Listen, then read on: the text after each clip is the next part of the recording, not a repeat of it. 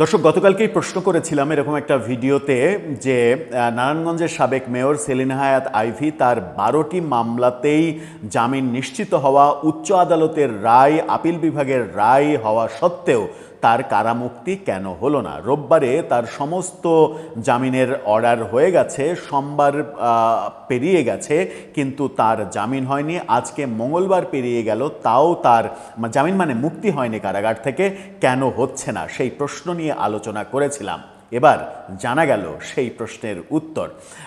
High court থেকে সরকারের উপরে যে রুল জারি করা হয়েছিল যে সেলিনা হায়াৎ আইভীকে নতুন কোনো মামলায় শোন অ্যারেস্ট দেখিয়ে তাকে হয়রানি করা যাবে না, এবার আমরা দেখলাম যে বিএনপির সরকারের আইনের লোকজন তারা উচ্চ আদালতে এটার বিরুদ্ধে আপিল করেছে। অর্থাৎ হাইকোর্টের সেই রুল যেন বাতিল হয়, সরকার যেন সেলিনা হায়াৎ আইভীকে 12টা মামলায় জামিন পাওয়ার পরেও নতুন কোনো মামলায় শোন অ্যারেস্ট দেখিয়ে কারাগারে রাখতে পারে, তার ব্যবস্থা চূড়ান্ত করারই চেষ্টা এটা কি বিএনপি সরকারের জন্য ভালো কোনো নজির হলো?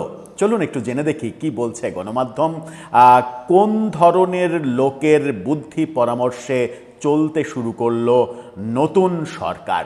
থাকবেন পলিটিক্স টিভির নিয়মিত আয়োজনে।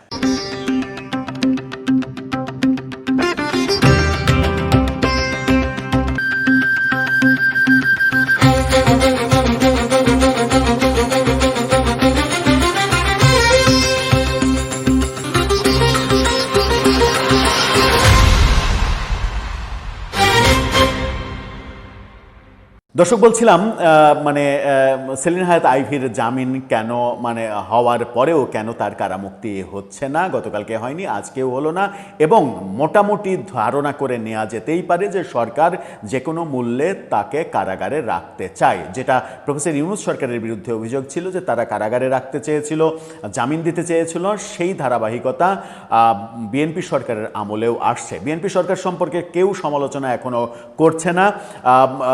যারা বিশ্লেষক তারা সবসময়ই বলছেন অন্তত 6 মাস তাদের সময় দেয়া উচিত।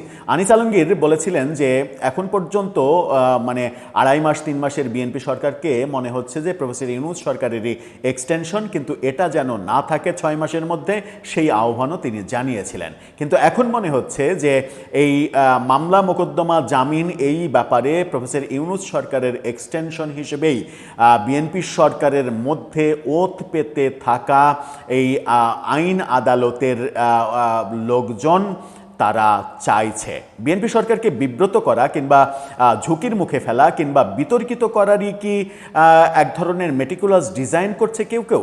বিএনপির শীর্ষ মহল এটা নিয়ে কি সচেতন? কি বলছে গণমাধ্যম? সেখানে বলছে, চ্যানেল 24-এর শিরোনাম আপনারা দেখে নিন, নতুন মামলায় আইভীকে গ্রেপ্তার না দেখানোর আদেশ স্থগিত চেয়েছে রাষ্ট্রপক্ষ। নারায়ণগঞ্জের সিটি মেয়র তাকে নতুন সুনির্দিষ্ট কোনো মামলা ছাড়া গ্রেপ্তার না দেখানো এবং হয়রানি না করতে হাইকোর্টের দেয়া নির্দেশ স্থগিত চেয়ে আবেদন করেছে রাষ্ট্রপক্ষ। আজকে এই তথ্য নিশ্চিত করেছেন সেলিনা হায়াৎ আইভীর আইনজীবী মোতাহার হোসেন সাজু। গত বছরের 9 মে ভোর রাত 3টার দিকে শহরের দেওভোগ এলাকায় অবস্থিত চুনকা কুটির থেকে তাকে গ্রেপ্তার করা হয়েছিল। এরপরের কাহিনী আমরা সবাই জানি যে তার বিরুদ্ধে যে 12টা মামলা, প্রফেসর ইউনূসের আমলে 10টা মামলা এবং বিএনপির আমলে নতুন 2টা মামলায় তাকে শোন অ্যারেস্ট দেখানো হয়েছিল। 12টা মামলাতেই হাইকোর্ট তাকে জামিন দিয়েছেন। 12টা মামলার জামিনের বিরুদ্ধেই উচ্চ আদালতে আপিল করা হয়েছে, সমস্ত আপিলই খারিজ হয়ে গেছে।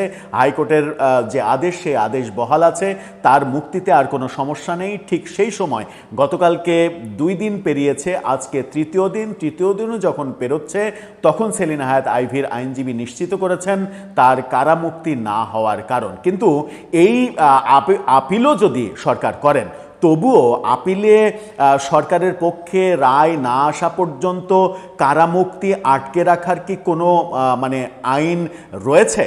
তার কারামুক্তি তো আটকে থাকার কথা নয়।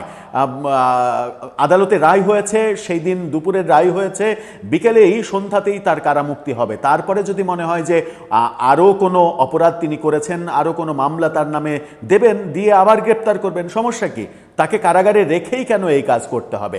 আর কারাগারে রাখার এই যে প্রক্রিয়া, তাকে যে কোনো মূল্যে কারাগারে রাখতে হবে, 12টা মামলার পরে আরও মামলা তাকে দিতে হবে, এটা বিএনপি যে ক্লিন ইমেজের সরকার পরিচালনা করতে চাইছে, কোনো ধরনের কোনো অপশাসন চাইছে না, আইনের শাসন প্রতিষ্ঠিত করতে চাইছে, সেটার পথে একটা বড় ধাক্কা লাগবে।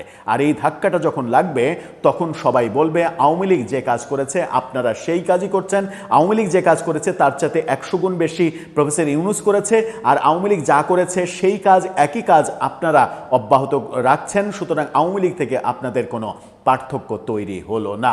আর এই কথাটা যদি, এই ন্যারেটিভটা যদি সমাজে প্রতিষ্ঠিত হয়ে যায়, সেটা বিএনপি সরকারের জন্য, মাত্র 3 মাস বয়সী সরকারের জন্য মহা বিপদ ডেকে আনতে পারবে। আমার মনে হয় যে এই ব্যাপারগুলোতে বিএনপি সরকারের আরও সচেতন হওয়া উচিত।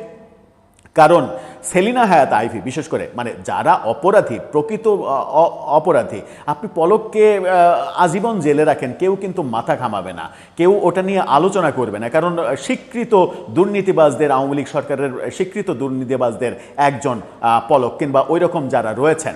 কিন্তু সেলিনা হায়াৎ আইভীর মতো ক্লিন ইমেজ যাদের রয়েছে, তাদের ব্যাপারে যখন এই কর্মকাণ্ড করা হবে তখন কিন্তু সবাই কথা বলবে, আর সবাই যখন কথা বলবে তখন সরকারের জন্য বিপদ বাড়বে। দর্শক, আপনার মতামত জানিয়ে লিখতে পারেন আমাদের কমেন্ট বক্সে।